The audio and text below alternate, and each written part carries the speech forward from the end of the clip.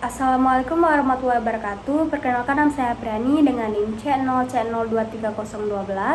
Di sini saya akan mempresentasikan hasil PPT yang sudah saya bikin dengan judul Hukum Perdagangan Internasional. Jadi yang pertama yaitu pengertian hukum perdagangan internasional itu adalah cabang hukum yang mengatur hubungan dagang antar negara, baik antara pemerintah dengan pemerintah G2G, pemerintah dengan pelaku usaha maupun antar pelaku usaha dari berbagai negara berbeda. Dan tujuannya adalah menciptakan kepastian hukum dan keadilan dalam transaksi lintas batas negara dan mendorong perdagangan bebas dan adil serta menyelesaikan sengketa yang timbul dari kegiatan perdagangan internasional. Selanjutnya ada ruang lingkup hukum perdagangan internasional. Yang pertama yaitu transaksi perdagangan lintas negara atau ekspor impor barang dan jasa. Dan yang kedua perjanjian perdagangan internasional. Dan yang ketiga sengketa perdagangan antar negara. Yang keempat standar dan regulasi teknis dalam perdagangan. Dan yang kelima perlindungan terhadap produk kosmetik dan upaya liberalisasi pasar. Dan yang terakhir kerjasama lembaga internasional dalam bidang perdagangan. Selanjutnya yaitu ruang lingkup hukum perdagangan internasional. Yang pertama, perjanjian internasional merupakan kesepakatan tertulis antara dua negara atau lebih yang mengatur ketentuan perdagangan. Dan yang kedua, kebiasaan internasional, yaitu praktik yang dilakukan oleh negara secara berulang dan diterima sebagai kewajiban hukum. Dan yang ketiga, prinsip-prinsip umum hukum seperti prinsip itikat balik, keadaan, setaraan.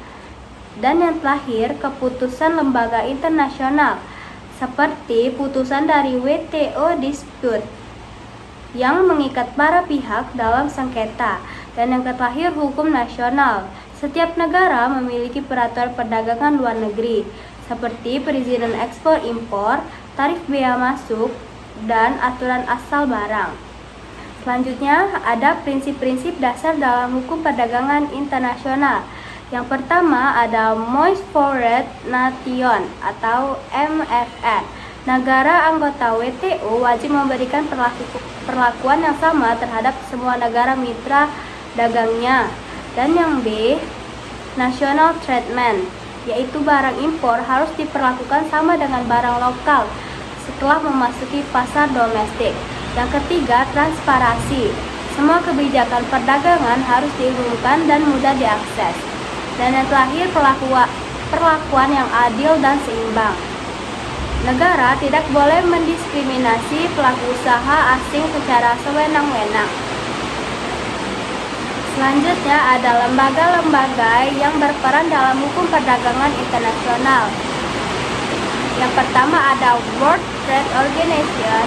Yang kedua ada UNCITRAL, yang ketiga ada International Chamber of Commerce, yang terakhir ada World Customs Organization.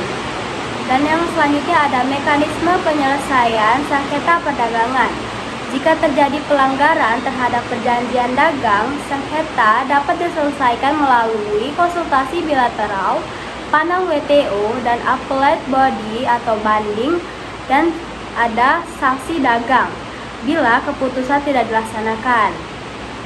Tujuan hukum perdagangan internasional itu yang pertama meningkatkan pertumbuhan ekonomi melalui perdagangan global, menjamin kepastian hukum bagi pelaku usaha, melindungi hak dan kewajiban negara dalam perdagangan, dan menyelesaikan konflik secara damai. Oke, sekian presentasi dari saya. Saya akhiri dengan wassalamualaikum warahmatullahi wabarakatuh.